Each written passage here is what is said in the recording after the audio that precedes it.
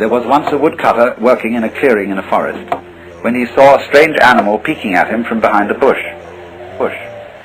And thinking to have this animal for dinner, he rushed at it with his axe. And the animal laughed from the opposite side of the clearing. Because this animal had the power to read thoughts, and therefore wherever the woodsman intended to go, the animal read his thought first. And so the animal began to talk and mocked him and said, "You think I'm going to be this place next?" Because the woodsman naturally thought, when I see him next, instead of going to where he is, I'll go to the opposite side of the clearing. And so this went on until the woodsman got absolutely furious, and he returned to chopping the wood. And the animal laughed and said, "So you've given up." And just at that moment, as he whanged the axe against the tree, the head flew off and struck the animal dead. That's the way you have to attain Zen. That's the way you have to attain Zen.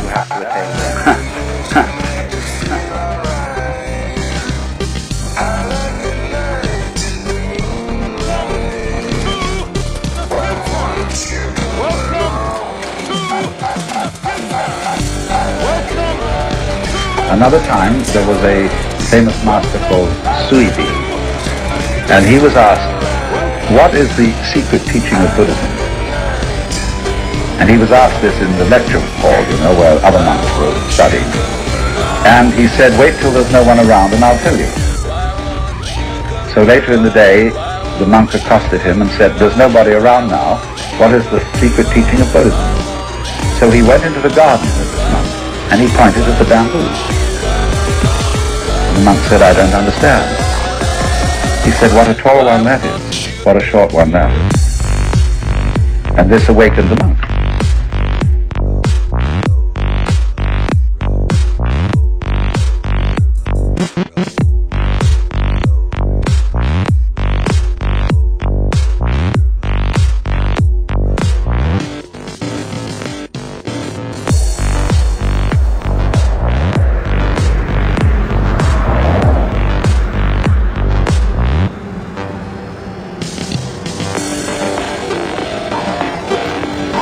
Thousand years is but an instant. There's nothing new, nothing different. Same pattern over and over. Same clouds, same music. The same as I felt an hour or an eternity ago. There's nothing here for me now, nothing at all. Now I remember, this happened to me before. This is why I left. Youth began to find their answers. Although it will seem difficult, the rewards will be great. Exercise their human mind as fully as possible, knowing it is only an exercise. Build beautiful artifacts, solve problems, explore the secrets of the physical universe, savor the input from all the senses, feel the joy and sorrow, the laughter, the empathy, compassion, and tuck the emotional memory in your travel bag. I remember where I came from, and how I became a human, why I hung around, and now my final departure schedule. This way out, escaping velocity, not just eternity, but infinity.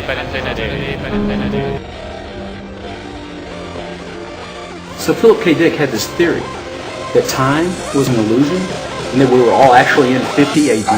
And the reason he had written this book was that he had somehow momentarily punctured through this illusion, this veil of time. And what he had seen there was what was going on in the Book of Acts. And he was really into Gnosticism and this idea that this demiurge or demon had created this illusion of time to make us forget that Christ was about to return and the kingdom of God was about to arrive. And that we're all in 50 AD and there's someone trying to make us forget that God is imminent. And that's what time is. That's what all of history is. It's just kind of this continuous, daydream, distraction.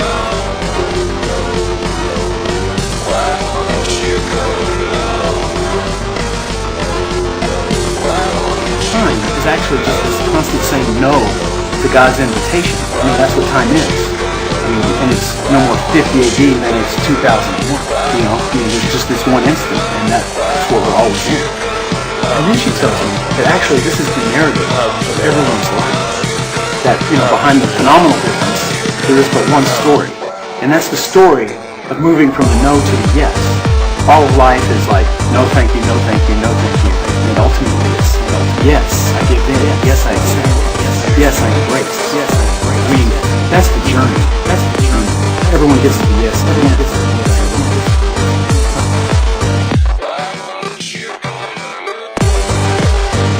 What happened? How did you finally get out of it?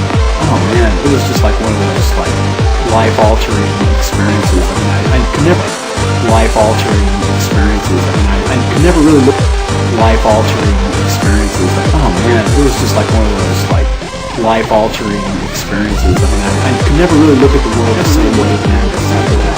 Like, how did you finally get out of the dream? See, that's my problem. I'm trapped. I keep thinking that I'm waking up, but I'm still in a dream. It's going on forever. I can't get out of it. I want to wake up for real. How do you really wake up? I don't know. I'm not pretty good at that anymore. But if that's what you're thinking, I mean, you probably should. I mean, if you can wake up, you should. Because someday, you won't be able to. So just, but it's easy. Just.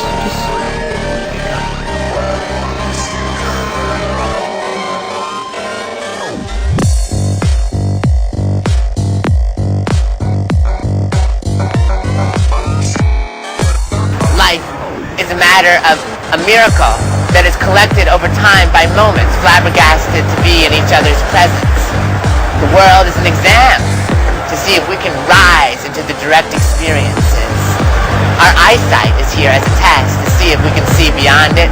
Matter is here as a test for our curiosity. Doubt is here as an exam for our vitality.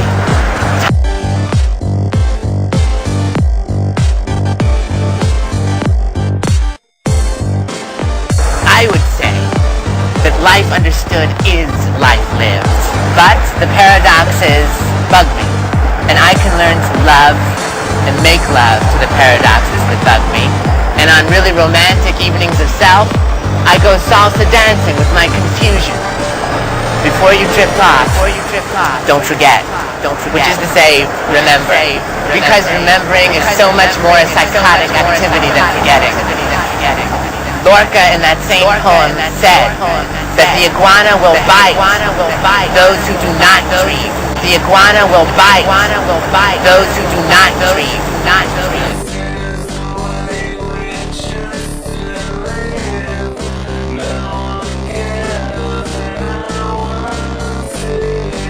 And as one realizes that one is a dream figure in another person's dream,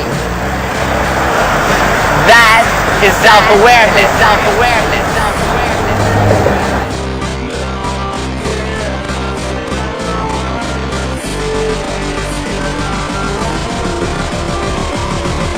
I want you to sing.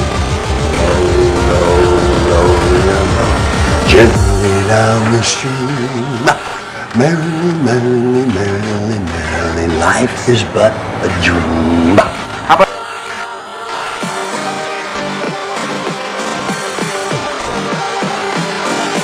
Is but a dream.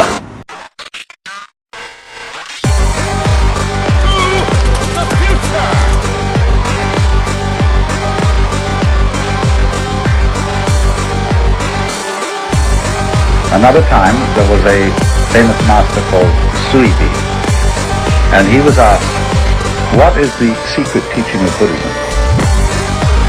And he was asked this in the lecture hall, where other monks were studying. And he said, wait till there's no one around and I'll tell you. So later in the day, the monk accosted him and said, there's nobody around now. What is the secret teaching of Buddhism? So he went into the garden and he pointed at the bamboo. And the monk said, I don't understand. He said, what a tall one that is. What a short one that is. And this awakened the monk.